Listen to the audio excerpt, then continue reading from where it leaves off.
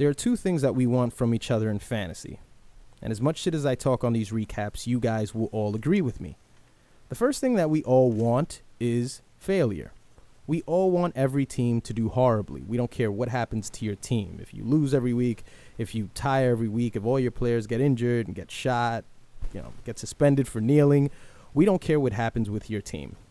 Number two, we also want you to be active because you're no good to us if you're a liability. Yes, we want you to lose those games, but we do not want you to lose those games because you didn't update your roster when it came for the buys. When those injuries came, you put no one in there, because then you just become a fucking liability to those teams who are very active, who are breathing down our necks in the division. What happens when an owner is just that? What happens when an owner is horrible but active? Because make no mistake about it, if you're active, you're a good owner. That's the only thing that's required. If you make pickups, if you make moves, you make trade proposals, that's it. You're a good owner. We just don't give a shit what happens with the result of everything. But what happens when an owner is both of those things, when they are horrible and active? At this point last season, Dro was 5-0. Ed was also 5-0. Except Dro had 537 points and Ed had 482. Now, I mention Ed because Ed's team was pretty strong. He ended up winning 10 games, and he actually stretched that out to an 8-game winning streak. So at this point of the season, Dro was the strongest team. He was coming off of a 141-109 victory over Orlando. I do believe, I did not thoroughly check the papers, but I do believe that was the highest point total of the 2016 season. But in week 6, Dro then faced Joe. He lost to Joe 84-81. Now, I've mentioned this statistic to you guys before, only there is a longer range of games where we can really gauge just how horrible Dro's been, because since he's lost to Joe in week 6 of 2016, his record has been 2-11. Of course, the victory that he got week 10 of last season was against me, but he's been 2-11 since then, 2016 to the beginning of this 2017 season. What does this mean for Dro? Does it mean that this season is going to be the exact opposite of what happened last season? Is he now going to go off onto some crazy winning streak? Because after he lost to Joe, he lost about 5 games in a row. And let me also mention that Dro faces Joe this week. Oh, it's your week 5 recap. Now, what I want to get to is I'm just going to be petty here for a second, and I'm going to air somebody out who threw me a trade proposal, and I just want to publicly shame him as to why I was not interested in making this trade. But I got a trade proposal from Jay. He wanted to trade Marcus Mariota over to me in exchange for Aaron Jones, the Green Bay Packer running back. Of course, Jay is a Green Bay fan. And it really bothered me to see this trade because, it's more of the same from you guys. It's more of the same fucking stupid thought process that goes through your guys' head. I got bothered when I saw that trade offer because I get it. I just spoke about being active, and I appreciate the fact that Jay throws me the trade. But I don't want your fear, Jay. I don't want you to think that just because Dak Prescott is on a bye, all of a sudden you can throw Marcus Mariota, who, by the way, was hurt last week, and it's not even fully determined that he's going to play at this point of the week.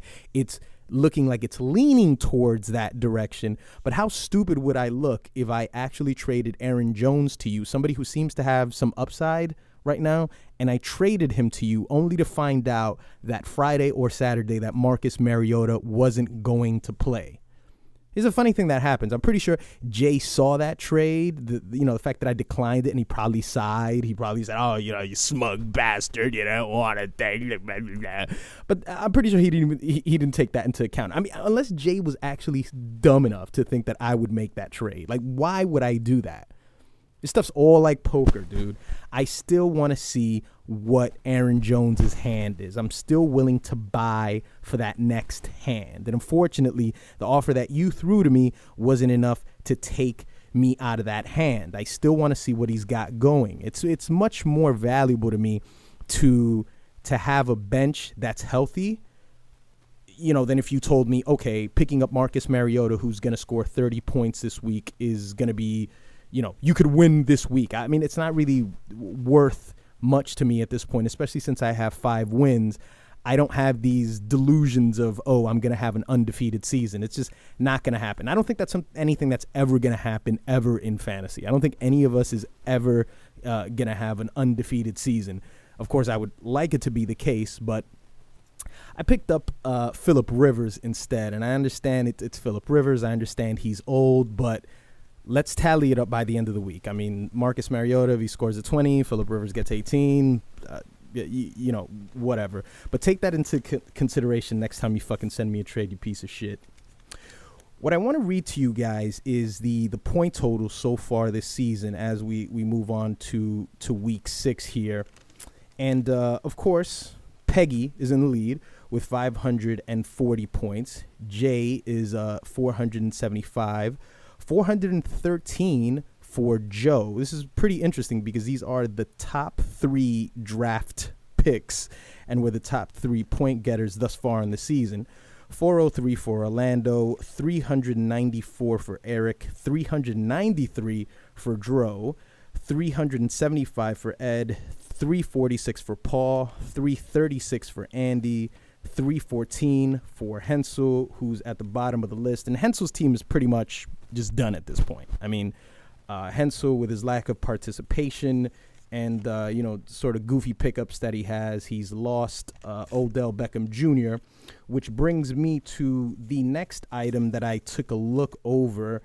I have a list of the number 1 picks in the fantasy draft, and I just want to take a look at how those picks have fared out so far in the season. Of course, with the number 1 pick, Joe had David Johnson, who's out. Joe doesn't have any luck because both his number 1 picks got hurt within the first 2 to 3 games of the season. Le'Veon Bell for Jay, who's racked up 65 points so far. He's the 6th ranked running back. Antonio Brown for me, 59 points for him. He's a 4th ranked wide receiver. Dro with Julio Jones, 28 points. He's the 40th ranked receiver. He's just horrible at this point. Odell Beckham Jr., of course, is out for Hensel. Melvin Gordon for Orlando with 68 points, and he's a 4th ranked running back. That's been a pretty good pickup. Eric with also a strong one, 62 points from Devontae Freeman. He's a 7th ranked running back. The only number 1 ranked pick, first pick so far this season is Ed with A.J. Green at 64 points. Jay Ajayi for Andy, 22 points. He's a 45th ranked running back. And Paul at the very bottom with LaShawn McCoy, 42 points. He's the 17th ranked. Obviously, the people that are having the biggest difficulty here are Andy and Dro. What does Dro do at this point? I mean, does Dro consider the fact that he's only won 1 game at this point, and how many weeks are you going to just sit by while Julio Jones puts up single-digit points? I mean, I can personally tell you that I would be interested in Julio Jones, but how interested would I be in Julio Jones if he put up a 7 this week against Miami and then a fucking 10 against New England? That stock is steadily dropping, and you only have 1 win. At what point are you going to react to the situation? I mean, Dro has 393 points. If it wasn't for Kareem Hunt, Dro would just be an afterthought. I mean, Kareem Hunt is the number 1 ranked running back. He's got 107 points. I mean, he's fucking doing phenomenal.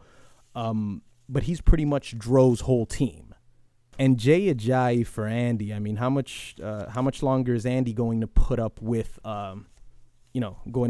single-digit performances from him too? I mean, obviously, both of these people, they had buys. Jay Ajayi had a bye week 1 with the Hurricanes, and Julio Jones is coming off of a bye. I mean, I guess that's why their rankings are so low at 45 for Jay Ajayi and 40 for Julio Jones.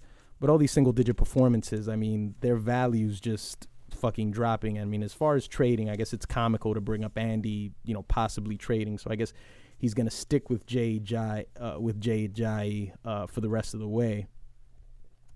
So let's move on to the week 5 games. Peggy defeats Turtle Power 91-90. Hensel, although he lost Odell Beckham Jr., defeats Eric 78-55. Dro loses 53-66 to Andy. Dadbod gets the highest score of the week with 125 points to Joe 68.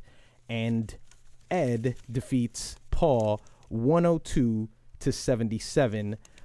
Dro, of course, getting the Tito Award for the week. No surprise there. Let's move on to the week 6 matchups, and that's Andy going up against Peggy. I gotta say that my chances of going 6-0 are they're extremely high here. I mean, the only thing that I really have to worry about is Aaron Rodgers at 1 o'clock. Later today, of course, you've got Calvin Benjamin going up against Philly. You never know, but Cam's been pretty on point. After that, I mean, I don't really fear much. I mean, because whatever Jay Ajayi and Jordan Howard could do, Todd Gurley and Leonard Fournette, it's not like I'm not going to be able to topple that or to duplicate it. So I'm not really worried on that front.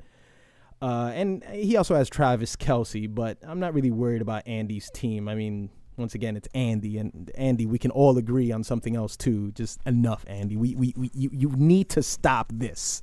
It just needs to stop. Whatever it is that you're doing, you just need to bring it to a complete fucking halt. We've got Paul going up against Hensel.